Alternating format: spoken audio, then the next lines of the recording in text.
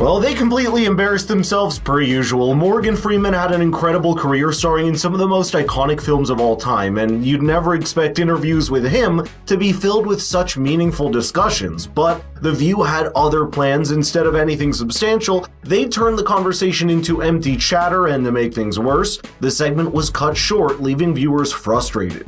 So today we are breaking down everything that went wrong in that interview, and you're going to love how he completely silenced their race-baiting attempts. As always, make sure to subscribe and hit the notification bell for more videos just like this.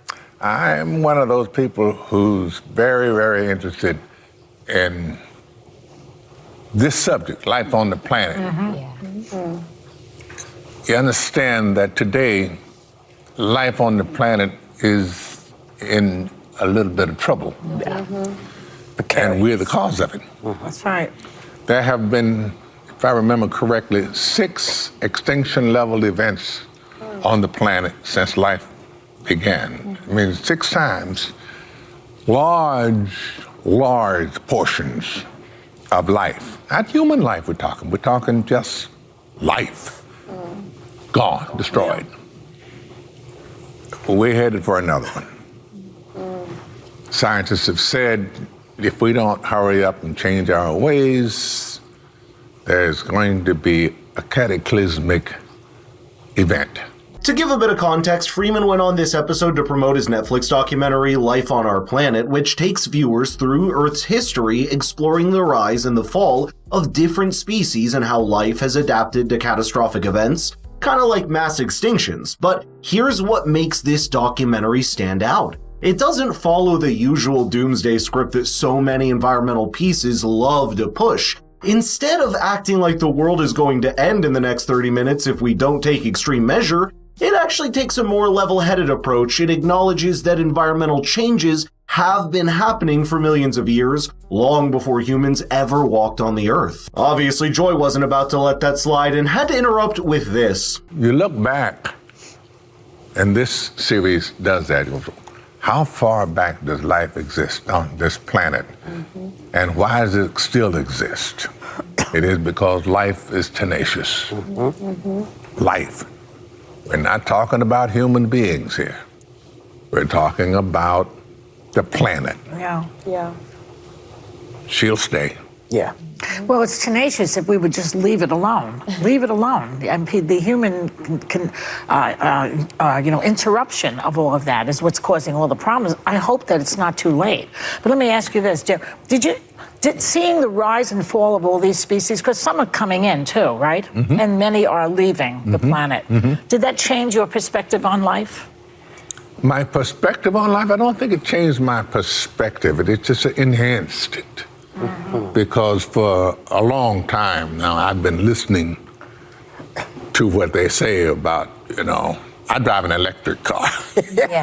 You could see Morgan was clearly mocking Jay for her over-the-top alarmism, and honestly, it's about time someone did. The climate history has gotten so out of control that people are genuinely afraid. For instance, back in 2019, 11,000 scientists warned of untold suffering coming our way, but here's the catch. It wasn't too late unless we adopt measures such as high carbon taxes to punish fossil fuel use, shifting economic goals away from GDP growth, cutting back on meat, and get this, stabilizing the global population. In other words, we should live like cavemen because a bunch of activists said so. Give me a break. If these people had their way, you'd be eating bugs while they flew around in private jets, lecturing you about your carbon footprint. Rumor has it that if you grill a nice juicy steak, they absolutely lose it. So drop a like if you're about to fire up the grill tonight. Sunny also had a question for the legendary actor, and of all the questions that she asked, it was this. I want to ask you about a different documentary. Go ahead. As some politicians around the country try to erase Black history, you're making sure people don't forget vital parts of our past, including this documentary that you executive produced called 761st. Did I get that right? Yeah, 761st Tank Battalion, the original Black Panthers, about the first Black battalion to fight in World War II. First Black Armored Battalion. Yes, and you served in the Air Force. I know that. This film was then very personal to you. Oh, yes, heavens. Start in the 40s and move up. And how many times did I see black people in the movies. And if I did see them, what were they doing? Yeah. They were servants. They were always. I know it's appalling. I can give you the name. If you watch old movies, Betty Davis movies are particularly, even though she's great, and it's the period. It's not her fault. It's the period. It's upsetting to watch. Tell you the truth. It shouldn't be that way because somebody did make money. Yeah. You have Morgan Freeman in the room, and that's what you ask? Did I mention that this episode was completely wiped from The View's YouTube channel? Yeah, they tried to erase it from existence, but thankfully our boy the Wayback Machine's got our backs. Clearly they didn't want the world to see their race baiting fail so miserably. And let's start with Sunny. If she had done even a little bit of research, she would have known that Morgan Freeman has repeatedly said that Black history is American history, but that wouldn't fit her narrative, I guess. And then there's Joy. She looked more offended than actual victims of discrimination. The way she reacted when Freeman shut down her pity party was priceless. Seeing this, Whoopi decided to step in, and what followed next was nothing out of the ordinary. That's the time. Now look at today, things we were always in flux. Yeah. Always. But we've always been here. Yeah. Fluxing out. Flux. Exactly. I had a question, but we run out of time.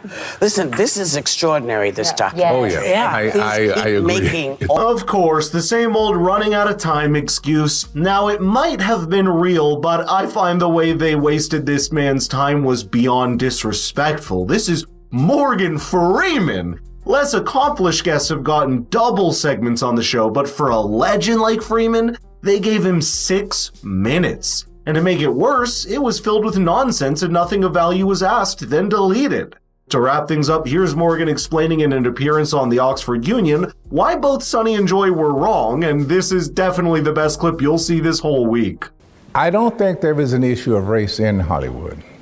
Somewhere back there in the 70s, the decision was made by almost all and sundry that we have to start open casting. Now, if you look on television, you pretty much see the range of cultural, that's not the right word because we all belong to the same culture. Anyway, but you see everybody. And I think that Hollywood learned in the 70s, here's reality. Isaac Davis directed a movie called Cotton Comes to Harlem. It made hundreds of millions of dollars. And of course, Hollywood is colorblind. It only sees green. You see the amount of wisdom the man shares if you ask him the right questions and let him speak? He's lived through that time frame in Hollywood and knows what he's talking about. But leave it to the ladies of The View to ruin a golden opportunity like this. But I'd love to know your thoughts here, so let's get the conversation rolling in the comments down below. And if you liked the video, please share it with your friends. Thank you so much for watching, and I'll see you in the next video.